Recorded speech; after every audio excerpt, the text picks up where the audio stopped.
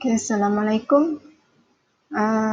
So I'm going to give you a lecture on topic 10, which is continued from the last topic about the merchandising plan.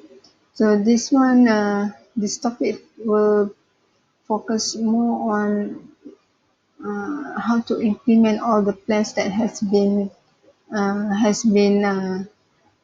determined in the previous topic. Okay.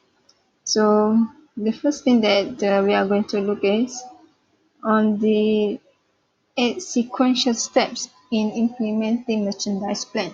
Okay, if you look at here, okay, I'll show you the PowerPoint as well. Okay, so kalau you lihat di sini, we are going to describe all these 8 steps in implementing of merchandising plans, including gathering information, selecting, interacting merchandise, and so on. Okay, and then after that, we are going to look as well to rules of logistic and the SCMs, supply chain management, and inventory management, which all these processes are important in implementation of merchandise plans. Okay, so look at this figure. From the first step is before we implement all the merchandise plan. The first thing is we are going to look at the first steps. That is gathering information, and then the second one, selecting and interacting with merchandise source, the evaluation, the negotiation with other third parties or the outsourcing parties that we are going to deal with, and then the fifth step is we are going to reach at the uh, decision in order to make which items that we are going to be concluded in our purchasing item. And then the next one is after we have put our merchandise order, then we are going to look at the next step in that is receiving and stocking merchandise. So we are going to look at we are going to think of how we are going to stock all the merchandise received, right? Whether in the warehouse or strictly located in the retail stores. And then the next one is the reordering in terms of we are going to look at whether we are we are going to have enough quantity as we ordered, or is there any written order that we are going to look at the reverse logistic regarding for the 7 steps, and then the re-evaluation. All right. So the first one is in order to gather the information. Basically, it deals with this kind of form, right? So the competition report is actually the retail stores. Staff will look at the what will be the merchandise that they need to be restocked. Okay, so they are going to make a report in terms of every single things that they have in their store. For example, let's say uh, we rarely look at the kalau pergi Maidin, after uh, they have towards the end of operation hour, they are going to calculate all the items left on the rack. Okay, so they will they need to identify whether is there any things that need to be restocked to fulfill to replenish all the racks for the next operation hour on the operation day. So in gathering information, basically there are several uh, and several several sources that we can gather the information. The first one is of course from the consumers. Okay, so it might be consumers will give what we call it, a report in terms of any items that they are looking for that might be missing in the rack. Okay, so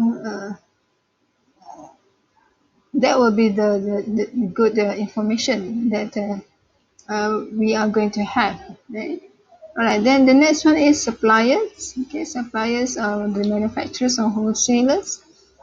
So it might be we are going to have what we call it, jadual berkala. Jadual berkala, what we call it in English. Uh, Jadual berkala lah. Penghantaran secara berkala. It might be a month, monthly delivery, or it might be in terms of restocking, in terms of items left on the rack. Okay, just like what Walmart have. Walmart has practiced in their store when they have some items on left on the rack, then automatically the supplier, wholesaler, or manufacturers will instantly receive all the information. Then they are going to restock automatically. They don't have to wait for Walmart to inform them. You need to send some for restocking, blah blah blah blah. They don't have to do that. So Walmart tend to be more efficient in terms of supply chain management. Okay. Then the third one is retail sales and display personnel. They are the one who's going to examine all the racks displayed within the retail store. Then this personnel will be the one who's going to identify any items that need to be replenished or to be restocked. Okay, then a one book, one slip system is a formal way to record consumer requests. Yes, when there are requests from consumers or any inquiries that they are looking for a specific items. Okay, so basically they use what they call it as one slip, ataupun barang yang kita nak lah, barang yang di order. Then the next one is competitors. It might be we are going to analyze what the competitors have and what we do and don't. Right? The government has independent news and commercial data. Commercial data means that data that we buy from any consultant yang buat survey or whatever. Okay. That's the first step. Then the second step adalah selecting and interacting with merchandise sources. Okay.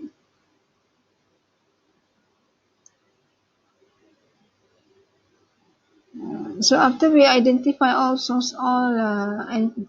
items that needs to be restocked, to be replenished in our retail store, then the next step we are going to select. Okay, pilih the merchandise sources. Kita nak order daripada mana. So there are several types of sources, several types of sources of merchandise. Three major options here. The first one is company-owned supplier. This one is the retailer owns manufacturing and wholesaling facilities. It might be macam Amazon, they have their own wholesale facilities. But then for the Walmart, they don't have any wholesale gudang, wholesaler facilities, because they do deal directly with all suppliers without any intermediaries, wholesaling or distributor. So that's why Walmart ni dia boleh jual pada harga murah. Alright, then same goes to Amazon. Amazon, because they controlling the price in terms of they do have their own wholesaling facilities. Kalau you lihat saya nak tunjuk the video kat sini. Videos of how it's actually Amazon deals with dia punya warehouse, all this Amazon robotics, robotic warehouse. So because they have received so many orders, dalam satu saat tu berapa puluh ribu orders, okay, so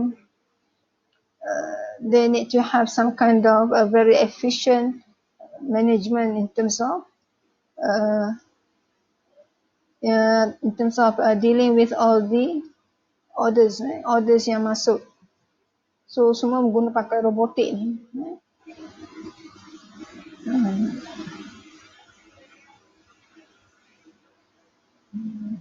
From a small item sampailah ke item yang besar.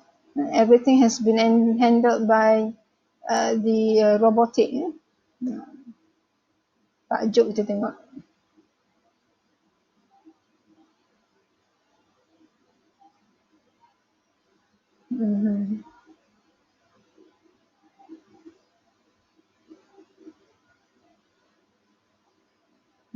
Million orders.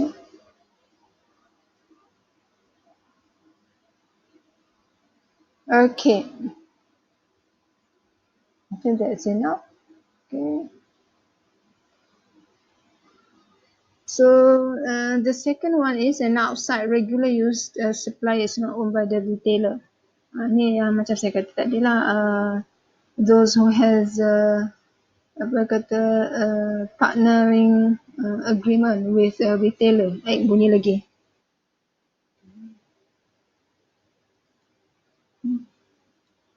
Okay, then the third one is an outside new supplier is not owned by the retailer.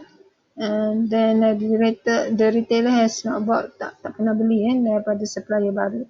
So it might be we identify the new distributor of all items that we have. So it could be the supplier yang existing supplier, and the existing supplier or the new supplier. So look at this figure as well. This outside sources of supply. We have a manufacturer, a full service merchant, wholesaler, general merchandise, specialty merchandise, right jobber. Okay, so all these things adalah all these kind of supplier. Ni jenis-jenis supplier yang adalah limited service merchant, wholesaler, dropshipper, mail order, cash and carry, and so on. Agents and brokers as well. So this is for your knowledge. Okay.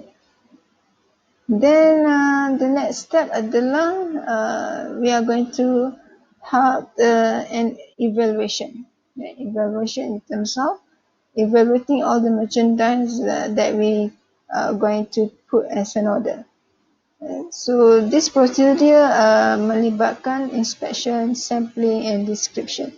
It might be when if we deal with existing supplier, it could be in terms of reliability tend to be very high when we order any item compared to with new suppliers. So it might be we need to have some kind of inspection, sampling and description. Sebab orang baru kan, so we need to have such kind of penelitian lah sebelum kita proceed with the order. So the technique depends on the item cost, attributes and purchase regularity. Yes. Kalau kita biasa, kita just repeat order lah. But then for the new items, it might be benda-benda baru or whatever yang stock baru, then we are going to have some kind of sampling first before we put an order. Okay. So ni contoh-contoh 3 forms of evaluation yang perlu: inspection, sampling and description. Yeah. So basically we rely on the description. The standard non-breakable, non-perishable, dia punya semua-semua lah. Order quantity. So amat bergantung kepada the descriptions that we agree with. Okay? So kalau kita barang kita terima tu tak memenuhi what we have been described, what is the prescription lah, prescription tu panggil. So it could be void the order. Alright. Okay, then the next apa ni? adalah negotiation. So after we reach for the agreement, we reach for the agreement between two parties. We agree with all the orders, with all the apa ni, barang-barang yang ditawarkan, yang ikut all the description that we agree for. Then we comes towards the negotiation in terms of we try to negotiate the price. The price in terms of it might be negotiate in terms of a new or special order. Macam what happened to Maiden bila dia beli barang banyak-banyak. Dia beli barang yang kata bukan barang reject. It's not barang reject. Barang yang diorder adalah semua okay, but then bila kilang dia keluar barang dalam kontainer, so it might be there are some leftover yang terlebih, yang tak muat kontainer. So they will open the order, they will open the offer for any wholesaler, distributor or retailer that willing to buy all those items sekaligus, secara bulky. So they might offer at the negotiate in terms of special order. Dia bukan barang-barang yang ni, tapi kilang ni dia akan keluarkan semua barang, dia akan habiskan semua for the delivery. So kalau yang tak habis, tak muat dalam kontainer, yang itu yang dia akan let go murah. So that's the way how Maiden masuk order. So dia akan dapat barang yang ni lah. So kalau kita pergi ke Maiden, we rarely see that Maiden try to sell out of those items first before they comes towards the items that they order secara normal. So a regular order or reorder often involve a uniform contract lah. Uniform contract since they are standard. So this is a routine. Kalau benda yang biasa, negotiating becomes easier in terms of reaching for the sign the contract. Okay. Alright. What else? Okay, then the purchase terms have to specify delivery dates, barang banyak mana, price, payment, arrangement, discounts. You can imagine that if we order from China, let's say. Okay? So everything will be identified in terms of description of items, the delivery date, who's going to bear all the costs, all the insurance, and the FOB, FOS yang you belajar dalam international marketing. Siapa yang akan tanggung, bila barang tu lepas daripada pelabuhan, who's going to bear all the cost if anything happen to the ships or whatever. Okay, so semua tu kita kena identify dalam negotiating purchase. Right. Okay, next adalah concluding the purchase. After we agree all the agreements, all the descriptions that have been described dalam negotiation, dalam evaluation, then we are going to the next step. We are going to conclude the purchase in terms of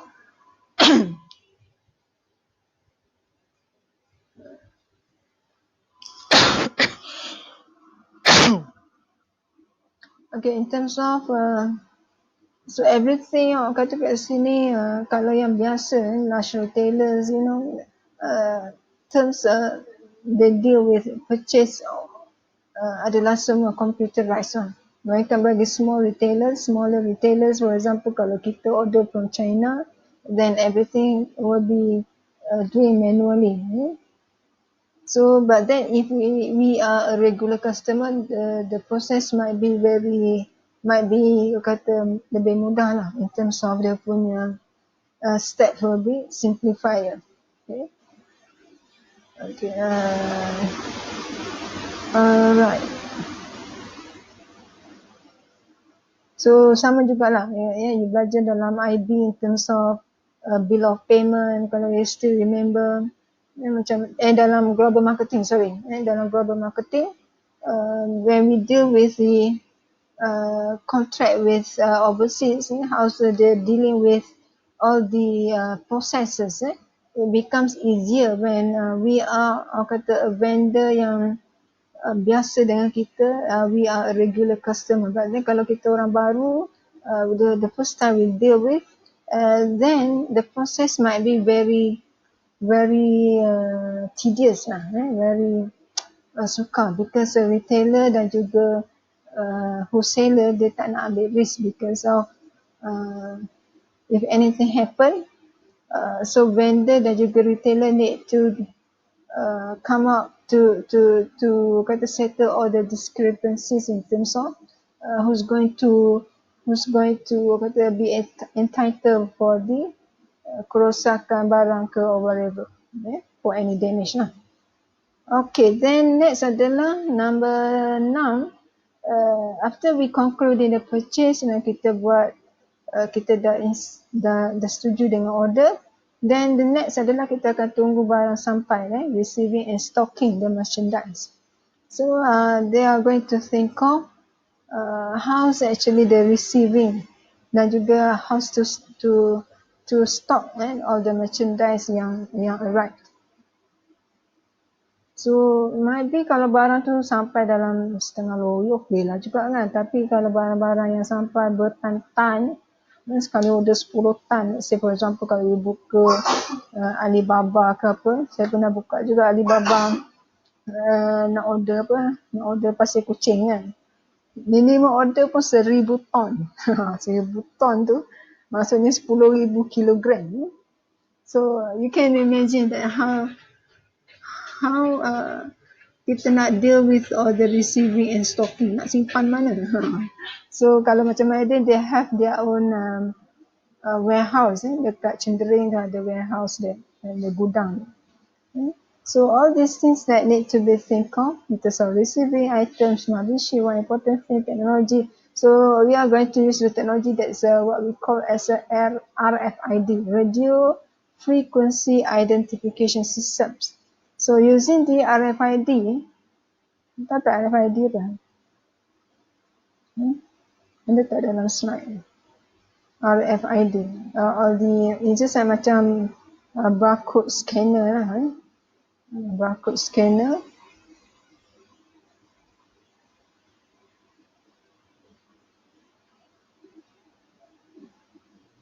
Kat mana dah kita sampai ni? Sampai sini dah.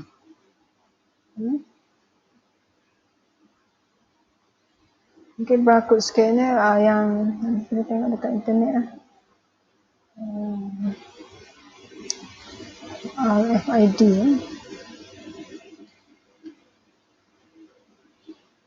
RFID. If you look at this, what is RFID? This kind of chip yang dipasang di mana-mana sahaja, kadang di box yang kita hantar ataupun di a pair of jeans, di setiap jeans yang di order. Katakan dia ada chip yang tertanam dalam jeans tu, then we can scan, then we can detect them. Kalau shipping from China, let's say for example, then we can identify the location. Oh, ada kat tengah laut China Selatan, contoh. Right? So all these things adalah things that we are going to identify to locate all the terms, all the items yang diterima. Look at for this one. How actually is operate. So third party system, dan dia ada satu sistem yang kita boleh terima, maksudnya kita boleh tahu siapa yang dekat mana dah barang tu, siapa yang beli and so on. Everything will be recorded. Chip ni. Contoh macam tabung haji pun guna untuk identify jemaah haji. So banyak kes yang hilang kan. So dia orang tanam yang pakai apa tu? Dekat tangan kan. Itu ada chip tu. So we can just scan dan kita boleh identify daripada group mana ni, daripada mana semua, siapa dia. So tak ada masalah yang hilang lah. Okay. Saya lupa, saya termiss tadi yang ni. Uh, okay, ni checklist dia suruh lah. Okay, negotiating, opportunities buying. Ni saya nak cakap tentang negotiating the purchase, the special considerations.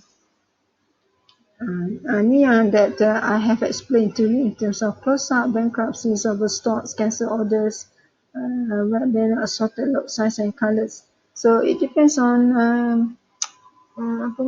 barang-barang yang kita adakah kita nak yang macam mana. So for the opportunity buying, opportunistic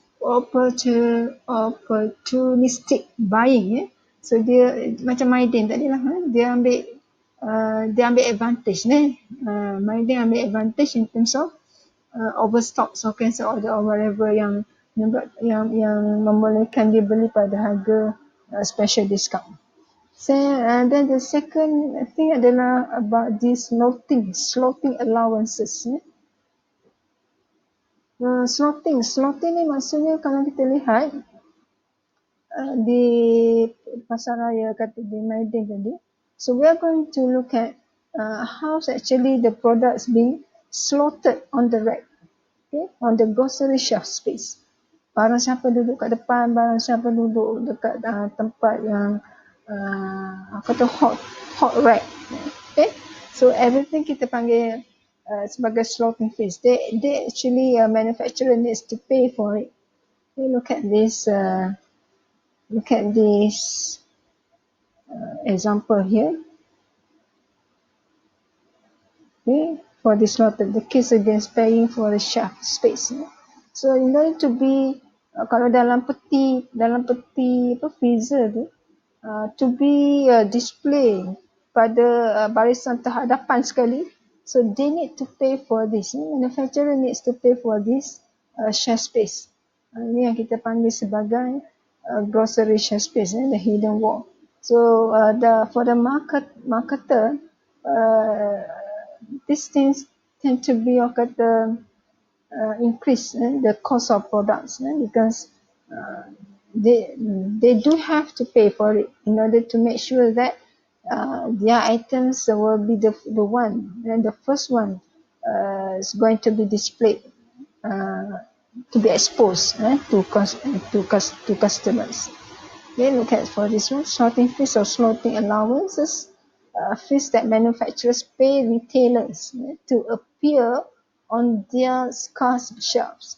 It can cost millions of dollars to launch a product in the nation's groceries. And through that cost, the fees shape our supermarkets and diets long before. So all these things adalah dia orang ambil supermarket ni kadang dia ambil take advantage lah untuk yang ni, untuk kes macam ni. Okay, right. Then the next one adalah what else we have?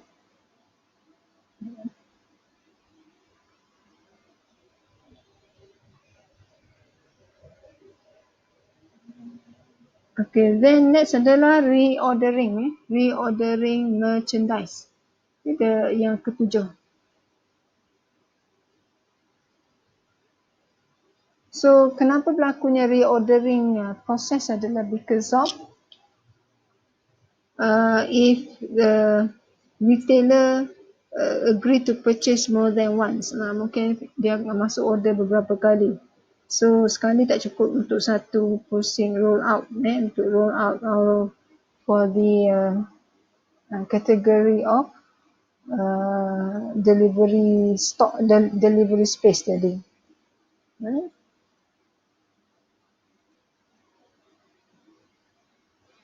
Nah, record ke tak ni? Record kot. Mana dah aku punya ni? Sekejap ni, saya tengok.